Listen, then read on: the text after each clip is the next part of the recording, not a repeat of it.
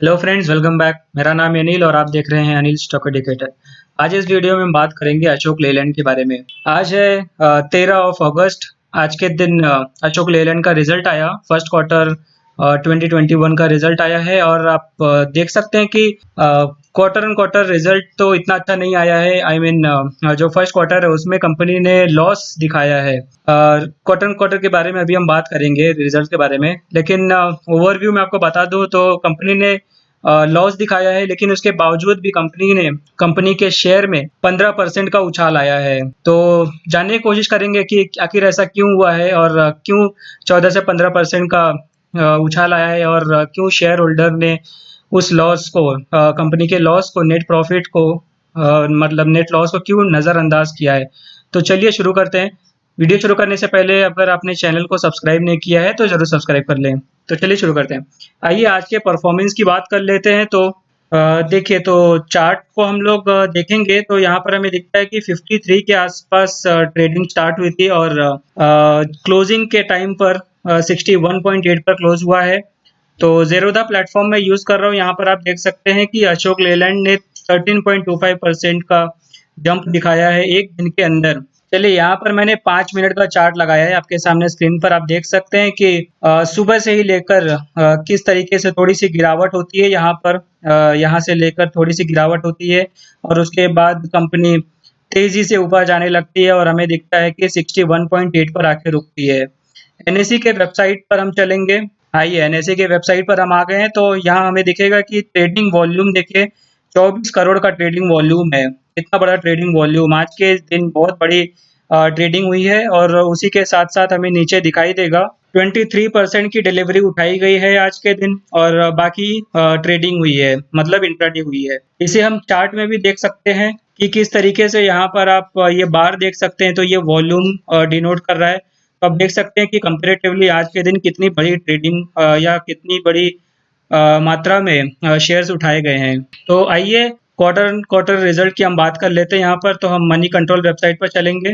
आइए, तो quarter quarter result मैंने आपके सामने स्क्रीन पर लगा लिया है। आज हम यहाँ पर कंसोलिडेटेड रिजल्ट की बात करेंगे। तो जून रिजल्ट आपके सामने स्क्रीन पर है। आप सेल्स देख सकते हैं कि लास्ट ईयर सेम क्वार्टर में कंपनी ने 6588 करोड़ का सेल्स किया था और वहीं इस क्वार्टर में 1486 करोड़ का, मतलब तकरीबन 80% के आसपास सेल्स गिर गया है। उसके बावजूद भी कंपनी ने 13%, 13.5% का इजाफा किया है शेयर प्राइस में। वहीं पर अदर इनकम की बात करें तो अदर इनकम मोर और लेस सेम है। लास्ट ईयर सेम क्वार्टर में भी 24 करोड़ था और इस साल भी 25 करोड़ है। तो हम टोटल इनकम की बात करें तो टोटल इनकम भी उसी परसेंटेज में कम हुआ है, अराउंड 80%। और टोटल एक्सपेंडिचर यहाँ पर आप देख सकते हैं कि टोटल इनकम कंपनी के पास है 1511 करोड़ का। वहीं पर टोटल एक्सपेंडिचर हो जाता है 1550 करोड़ का। तो आप देख सकते हैं कि इनकम से ज़्यादा कंपनी ने खर्च कर दिए हैं। तो खर्च पर ज़्यादा कंट्रोल नहीं हो पाया है। इस वजह से कंपनी का जो एबिट है, जिसे हम earning before interest and tax कहते हैं, वहाँ पर हम देख सकते हैं कि 39% नेगेटिव हो गया है। सॉरी, 39 करोड़ का नेगेटिव हुआ है earning before interest and tax. वहीं पर कंपनी के पास कर्जे हैं 4 साढ़े 4 हज़ार करोड़ रुपए। तो उस वजह से कंपनी को इंटरेस्ट तो देना ही पड़ेगा, भले ही आपका इनकम हो या ना हो, इंटरेस्ट आपको देना ही होता है। तो इस वजह से हमें दिख रहा है कि 484 करोड़ का इंटरेस्ट लगा है कंपनी के ऊपर और लास्ट ईयर भी सेम क्वार्टर में 431 करोड़ का इंटरेस्ट था। टैक्स यहाँ पर नेगेटिव दिख रहा है। तो यहाँ पर कंपनी ने पहले ज़्यादा टैक्स दे दिए होंगे, उस वजह से कंपनी के पास यहाँ पर टैक्स रिफंड में आया है। तो इसे हम कैलकुलेट करके हमें मिल जाता है कि नेट प्रॉफिट में, कंसोलिडेटेड नेट प्रॉफिट के बेसिस पर 385 करोड़ का लॉस हुआ है कंपनी को। तो आइए, ये तो हो गया क्वार्टर क्वार्टर रिजल्ट के बारे में। आइए देख लेते हैं कि वो कौन से रीजंस हैं। फाइंड आउट करने की कोशिश करेंगे कि कंपनी का जो शेयर प्राइस है आज इतना इम्प्रूव कैसे हुआ है। तो कुछ पॉइंट्स है जो मैं आपके सामने स्क्रीन पर तो आइए, ये पॉइंट्स आपके सामने स्क्रीन पर लगा लिए मैंने। तो कॉन्फ्रेंस कॉल में, जो कि हर क्वार्टर ऑन क्वार्टर रिजल्ट्स के बाद कंपनी कॉन्फ्रेंस कॉल लेती है एनालिस्ट के साथ। तो यहाँ पर आज के दिन जो एनालिस्ट कॉल के साथ कॉन्फ्रेंस कॉल हुआ था, वहाँ पर कंपनी के मैनेजमेंट ने बताया है ये सारे कुछ पॉइंट्स है जहाँ पर डिफेंस अपॉर्चुनिटी, डेट रिडक्शन जैसे पॉइंट्स बताए हैं।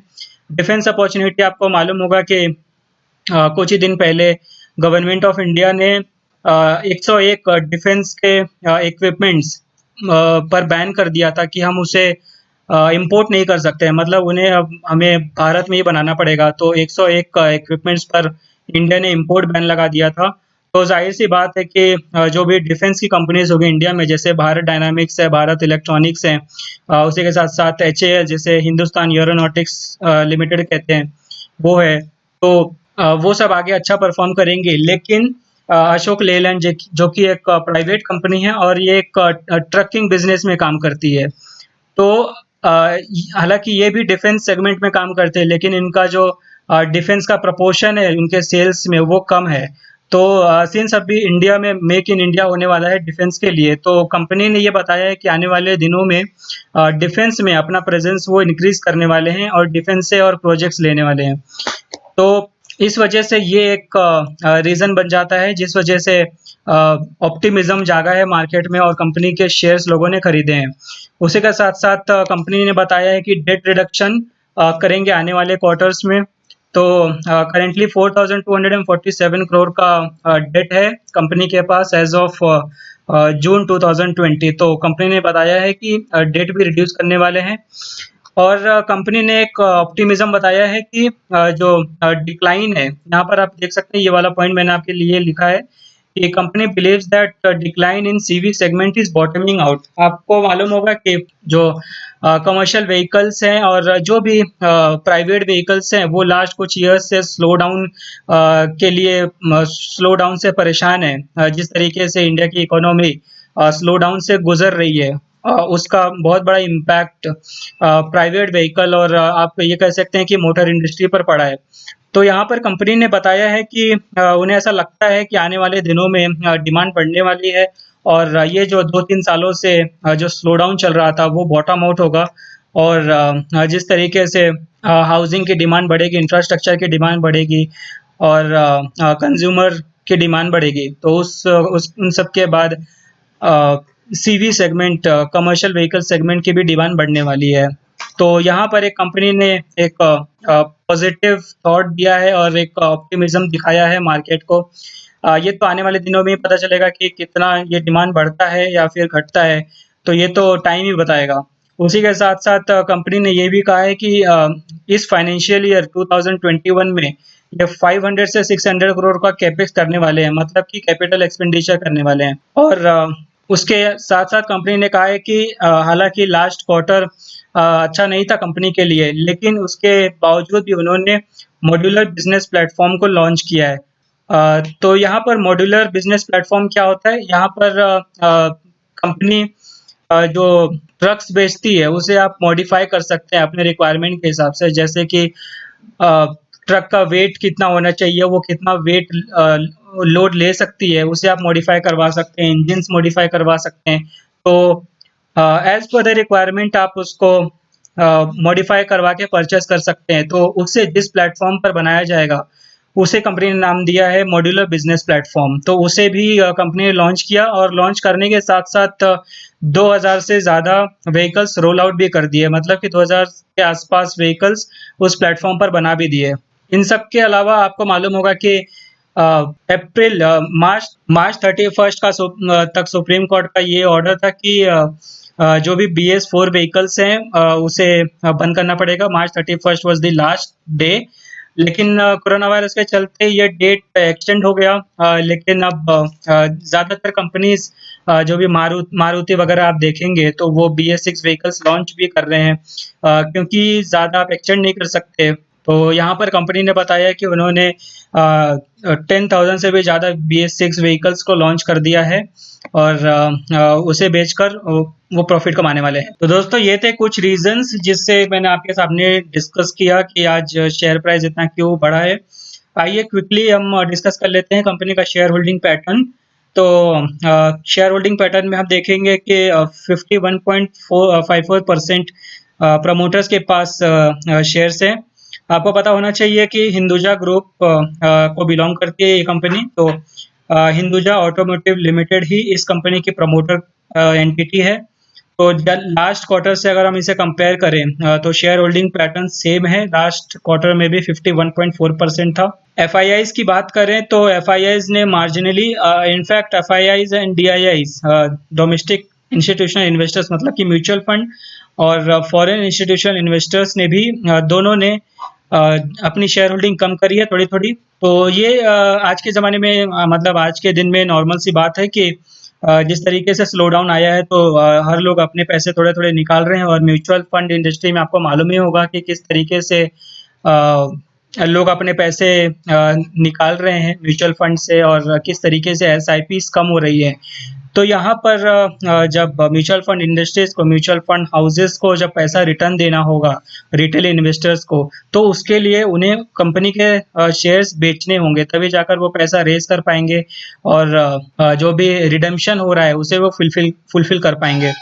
तो यहाँ पर आप देख सकते हैं कि एफआईआईज ने एक 1.3% का रिडक्शन किया है अपनी शेयर होल्डिंग में, और म्यूचुअल फंड ने भी 1.26% का रिडक्शन किया है।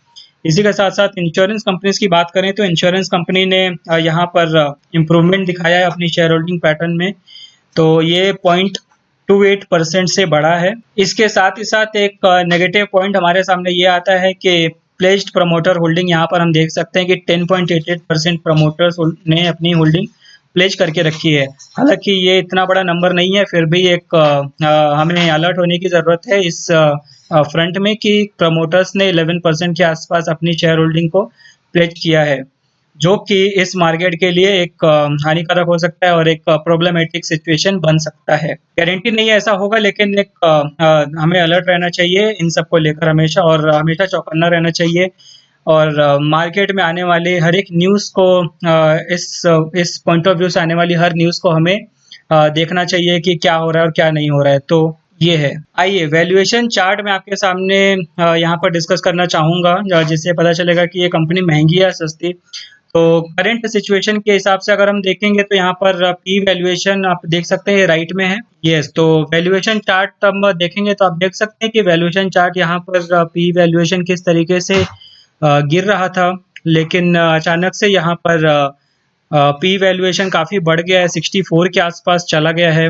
माफ़ी चाहूँगा कि यहाँ पर थोड़ा सा क्रोम हैंग हो रहा है, तो फिर भी आप देख सकते हैं कि यहाँ पर 64 के आसपास पी वैल्यूएशन चला गया है। और फिलहाल तो जो अर्निंग है कंपनी की वो नेगेटिव हो चुकी है, मतलब कि कंपनी का नेट प्रॉफिट नेगेटिव हो गया है। तो ये तो इतना इम्पोर्टेंट नहीं है, क्योंकि सबसे पहले कंपनी को प्रॉफिटेबल होना चाहिए।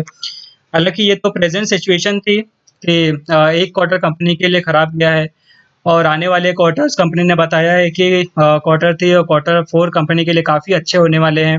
यही एकमात्र रीज़न है कि ये आज हमें देखने को मिला है मार्केट में अशोक लेलैंड के साथ में। तो कंपनी तो बहुत अच्छी है, सिचुएशन ख़राब है, हमें पता है कि स्लो डाउन है और इसके साथ ही साथ कोरोना वायरस है, तो सिचुएशन ख़राब है, लेकिन कंपनी फंडामेंटली बहुत ही स्ट्रॉन्ग है। तो आप जा सकते हैं इसके बारे में, बट थोड़ा सा कॉशियस होकर। तो आशा करता हूँ आपको वीडियो अच्छा लगा होगा। तो आज के लिए बस इतना ही। वीडियो को एंड तक देखने के लिए थैंक यू।